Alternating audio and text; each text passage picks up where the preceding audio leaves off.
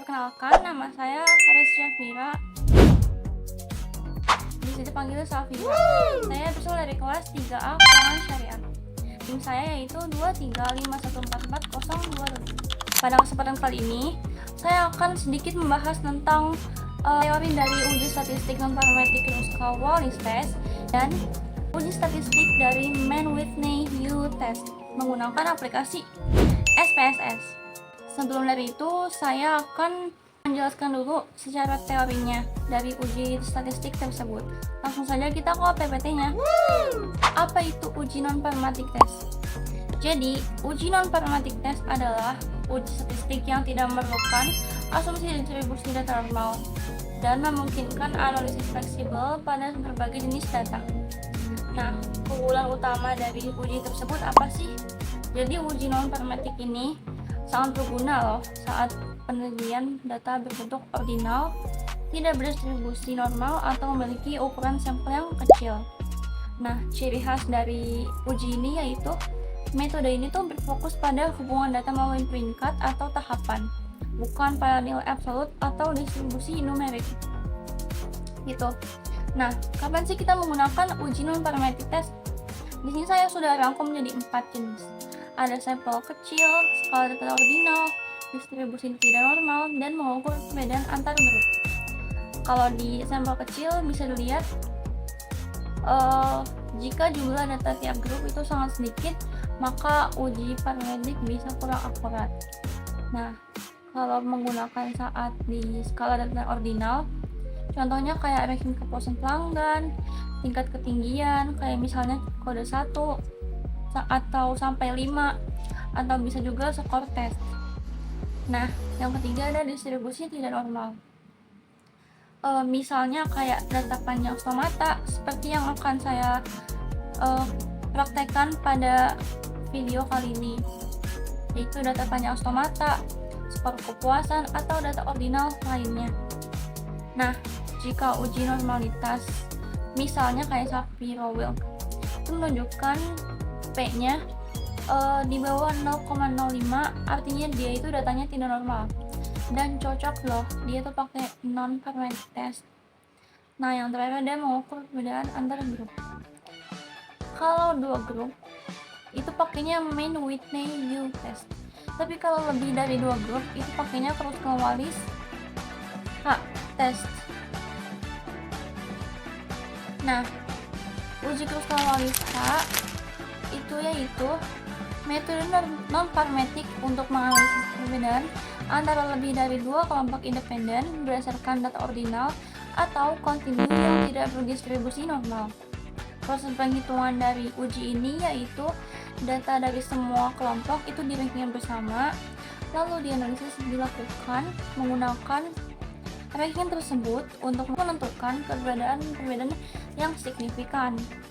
Nah, kegunaan dari uji ini yaitu digunakan saat asumsi parametrik, misalnya kayak normalitas atau homogenitas varians yang tidak terpenuhi, sehingga memungkinkan analisis yang lebih fleksibel.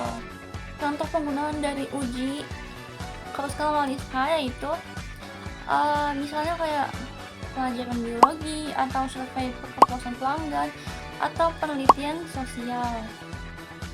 Kalau uji Mann-Whitney adalah metode non-parametric untuk mengevaluasi perbedaan signifikan antara dua kelompok independen berdasarkan data ordinal atau kontinu. Nah, prinsip kerja dari uji ini yaitu membandingkan antara distribusi nilai dalam dua kelompok dengan menghitung jumlah ranking keseluruhan dari data mereka. Keuntungan menggunakan uji ini yaitu cocok digunakan pada data sekecil atau data yang tidak terpenuhi atau memenuhi asumsi parametrik seperti normalitas. Nah, penafsiran dari uji Mann-Whitney ini yaitu nilai P yang lebih kecil dari 0,005, artinya ada signifikan antara dua kelompok yang sedang diperiksa. Nah, terima kasih. Jadi itulah teori dari materi kita saat ini. Selanjutnya kita langsung aja masuk ke praktek soalnya.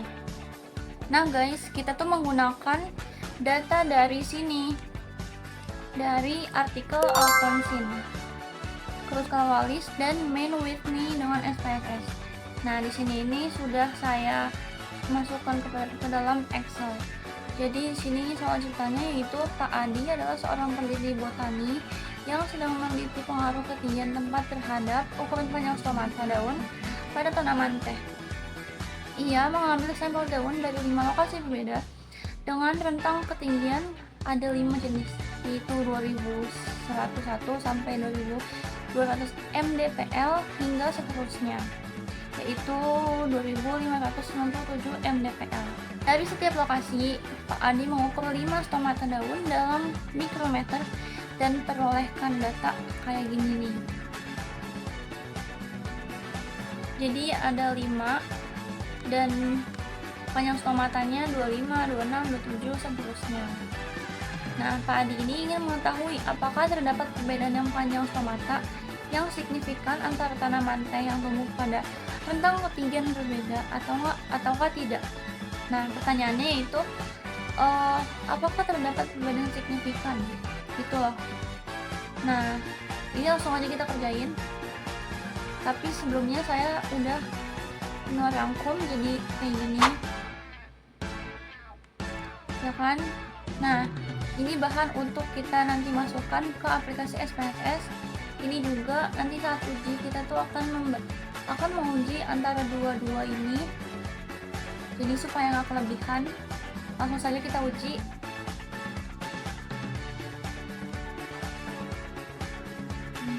Kita langsung masuk ke aplikasi SPSS, langsung kita masukin datanya. Kita ke data view ya, bukan yang variable view, tapi yang data view. Nah, Excelnya kita mendingan kita kecilin layarnya supaya lebih gampang. Terus kita masuk ke Excel, ini Excelnya. Terus kita masukin, ini kan ada 5 ya, kita masukin angka 1 dan sampai 5, satunya 5 kali sampai 5 gitu ya. Jadi cepet aja gitu ya, 1 dan enter, 1 enter, 1 enter gitu. Tuh, nah udah kan. Lanjut kita ke panjang stomata. Ini kita langsung copy semua. Copy juga.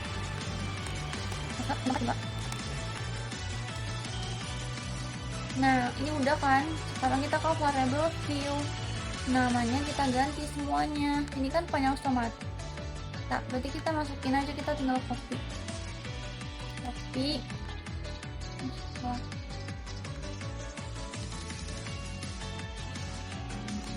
Langsung paste. Jangan lupa ini jangan pakai itu, pakainya underscore. Terus ini pakainya ketinggian aja karena kepanjangan gitu kan. Ketinggian. Nah, ini jangan lupa desimalnya 0 kan ya. Ini juga. Nah, ini value nih. Yang di ketinggian value-nya kita ganti. Ini kan tadi ada 5 rentang kategori tahun ya. Jadi kita pasangnya ada 5 kali. Value 1, labelnya yaitu tahun yang pertama. Ini. Lakukan hal yang sama sampai 5 kali. Gitu.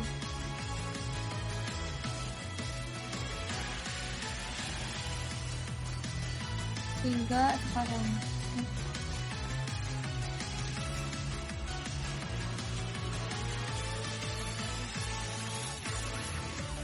4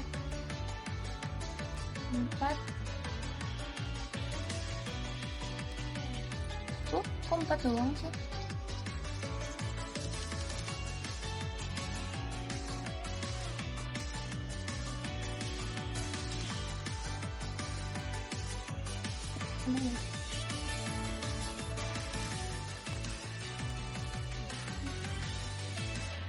Oh, ini harusnya ini.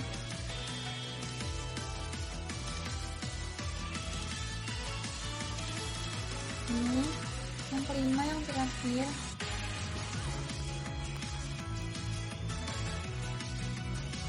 Terus salah copy harusnya.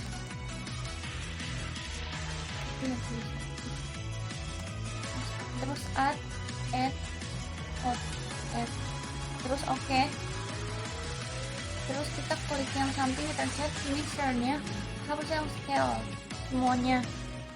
Udah gini kita langsung gedein layarnya supaya lebih gampang.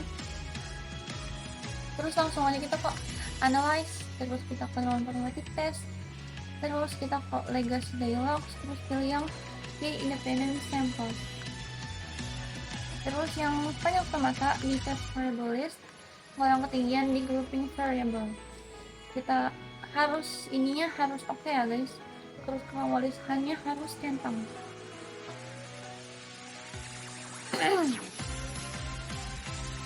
Terus kita langsung ke define range, karena ini kan minimum dan maksimum. Maksudnya adalah kategori tahun yang kita masukkan itu ada berapa gitu.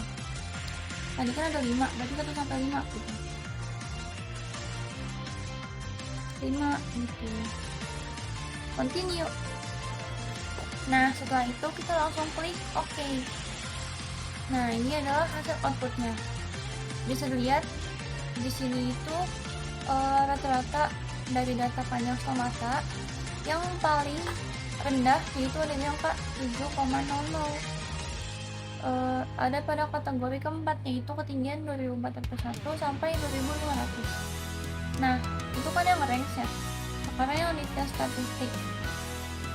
Kita lihat di sini asimsiknya yaitu 0,002, artinya dia itu di bawah 0,05. Kalau kita lihat di ringkasan sini, kalau di bawah 0,05 artinya dia itu berbeda secara signifikan atau nyata antar grup. Artinya data antar kelompok itu tidak sama secara statistik. Itu. Lanjut, kita ke tampilan awal. Klik analyze, non-parametric test, legacy, dan 2 independent samples. Nah, di sini panjang stomata sama kayak tadi ya. Kemudian grouping variable. Terus manually ininya wajib di checklist. Lalu define group. Group ini maksudnya kayak kita bakal membandingkan antara grup 1 dengan grup 2. Tapi semua yang sudah kita rangkum, karena di sini ada 5 kelompok, jadi seperti ini antara pasangannya 1 dengan 2, 2 dengan 3, 2 dengan 4, dan seterusnya sampai 4 sampai 5 gitu. Pertama dari sini dulu ya. Ini kita kecilkan supaya lebih mudah. Bisa dilihat di sini itu asimsiknya 0,034, masih di bawah 0,05, jadi dia masuknya yang sini. Berbeda yang signifikan antar grup. Data antar kelompok tidak sama secara statistik. Kita bakal lakuin kayak tadi sampai ini selesai, sampai di 4 dan 5 gitu. Kita masuk lagi ke tampilan awal, kecilkan ini yang kita lebih gampang. Analyze, ini legacy dialogs, independent samples, 2 independent samples. Kemudian jangan lupa di file groupnya diganti jadinya 1 dengan 3. Continue. Oke. Lanjut, kita yang 1 dengan 4.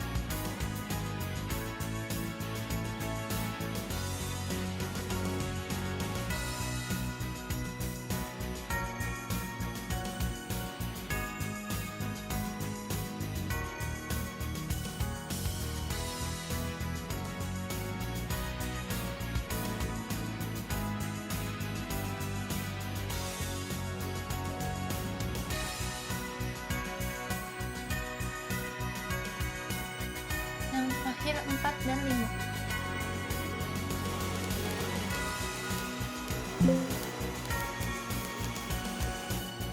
Pencet OK. Nah, di sini sudah terkumpul semua. Nanti kita bisa rangkum di Excel kembali. Pertama, kita lihat yang perbandingan antara 1 dengan 2. di sini 0,034, dia masih di bawah 0,05, artinya dia masuk pada kategori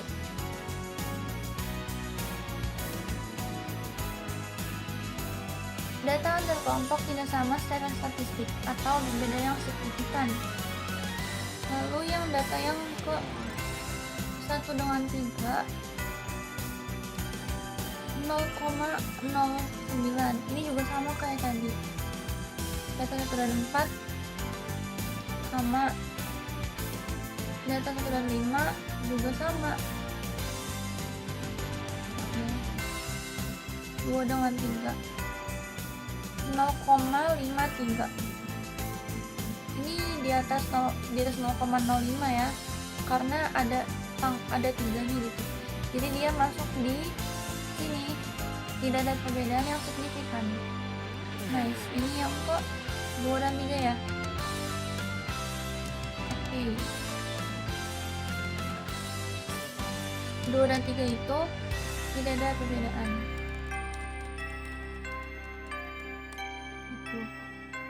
Lalu yang 2 dan 4 sama, dia ini masuknya ke sini, ada berbeda yang signifikan.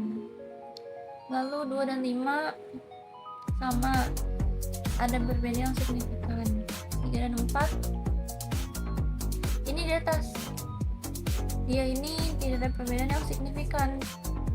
Ini yang 3 dan 4.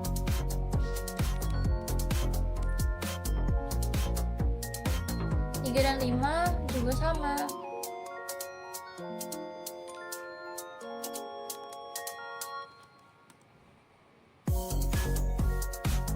Lalu yang 4 dan 5 juga sama.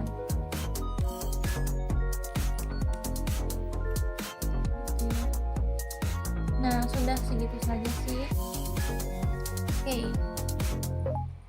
Sekarang kita tinggal rangkum.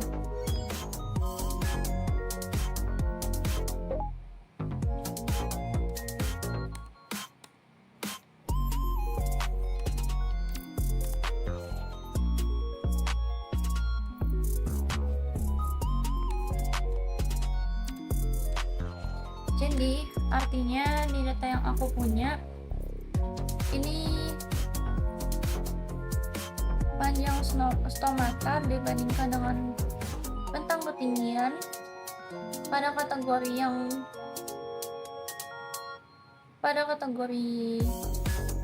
antara kategori 2 dengan kategori 3, yaitu 2201 sampai 2300. Kalau dibandingkan dengan kategori 3 yaitu 2301 sampai 2400, dia ini ada berbeda yang signifikan. Begitu juga antara perbandingan kategori 4 ke 3, 4 ke 2, dan 4 ke 5. Dan sisanya mereka ini masuk ke tidak ada perbedaan yang signifikan. Begitu. Jadi sekian video dari saya. Semoga ada yang bisa kalian ambil dari video saya. Kurang lebihnya mohon maaf. Wassalamualaikum warahmatullahi wabarakatuh.